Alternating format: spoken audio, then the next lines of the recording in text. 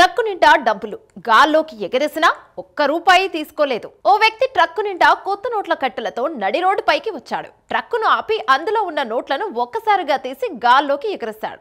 అప్పుడు చుట్టూ ఉన్న జనం సాధారణంగా మన దేశంలో అయితే ఆ నోట్లను జేబుల్లోకి వేసుకోవడానికి కొట్టుకుంటారు, ఎగబడి నోట్లను సంచుల్లో నింపుకుంటారు. కానీ ఆ దేశంలో మాత్రం అలా జరగలేదు.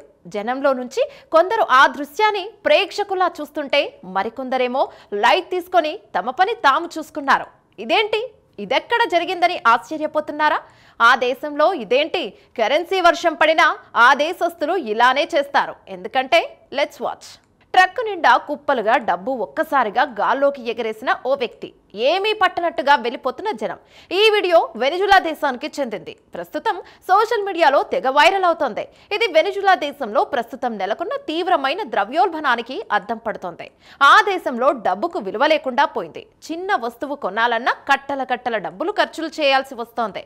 తాజాగా సిటీ స్క్వేర్ దగ్గర ఓ వ్యక్తి డబ్బులతో నిండిన ట్రక్కులో నిలబడ్డాడు. రెండు చేతులతో పెద్ద మొత్తంలో నోట్లను పట్టి గాల్లోకి విసిరేశాడు. ట్రక్కు ఉన్న ప్రదేశం చుట్టూ పెద్ద మొత్తంలో నోట్లు పడుతున్నాయి. జనం మాత్రం వాటిని పెద్దగా పట్టించుకోలేదు. కొంతమంది మాత్రం వాటితో ఫోటోలు, వీడియోలు తీసుకొని సోషల్ మీడియాలో అప్లోడ్ చేశారు. కాగా వెనిజులా గత కొన్నేళ్లుగా తీవ్రమైన ద్రవ్యోల్బణాన్ని ఎదుర్కొంటోంది. అక్కడ డబ్బులు చిత్తు కాగితాలతో సమానమయ్యాయి. ఆహారం, మెడిసిన్స్, ఇంధనాల ధరలు ఆకాశాన్ని అంటాయి.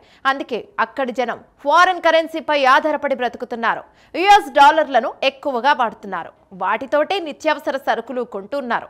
దీంతో వెనిజులా ఆర్థిక పరిస్థితి చాలా క్లిష్టంగా ఉంది. దేశం యొక్క జీడిపి గత దశాబ్దంలో 80% కంటే ఎక్కువగా పడిపోయింది. అనేక ఆర్థిక సమస్యలు, అధిక ద్రవ్యోల్బణం, నిరుద్యోగం, ఆహార కొరత మరియు తీవ్రమైన పేదరికం ఉన్నాయి. ఒకప్పుడు సంపన్నంగా ఉన్న ఈ దేశం ఇప్పుడు అణచివేయబడిన ఆర్థిక వ్యవస్థగా పరిగణించబడుతోంది. ఇక ఇంతలా ఆర్థిక సంక్షోభానికి ప్రధాన కారణాల విషయానికి వస్తే అవినీతి మరియు ప్రభుత్వ నిర్వహణ లోపాలు. విస్తారమైన చమురు నిల్వలు ఉన్నప్పటికీ అవినీతి, నిర్వహణ లోపాలు మరియు అసమర్థ విధానాల వల్ల దేశం దాని సంపదను ఉపయోగించుకోలేకపోయింది. దీంతో పాటు చమురు ధరలు పడిపోవడం, మౌలిక సదుపాయాలు పాతబడిపోవడం మరియు అంతర్జాతీయ ఆంక్షల వల్ల చమురు ఉత్పత్తి ఇంకా ఆదాయం దెబ్బతిన్నాయి. 2016 నుండి అధిక ద్రవ్యోల్బణం దేశాన్ని తీవ్రంగా దెబ్బతీసింది. 2018లో గరిష్ట స్థాయికి చేరుకుంది. ప్రభుత్వం అధిక వ్యయం ఇంకా ధరల నియంత్రణ వంటి విధానాలు ఆర్థిక వ్యవస్థను మరింత బలహీనపరిచాయి. ఇక దీనికి తోడు నిరుద్యోగం పెరిగి 70% కంటే ఎక్కువ మంది ప్రజలు పేదరికంలో జీవిస్తున్నారు. ప్రజలు నిత్యావసర వస్తువుల కోసం కష్టపడుతున్నారు, ఆకలితో బాధపడుతున్నారు. రాజకీయ అస్థిరత, ఆర్థిక అవకాశాలు లేకపోవడం వల్ల దాదాపు 8 మిలియన్ల మంది వెనిజులా ప్రజలు దేశం విడిచిపెట్టారు.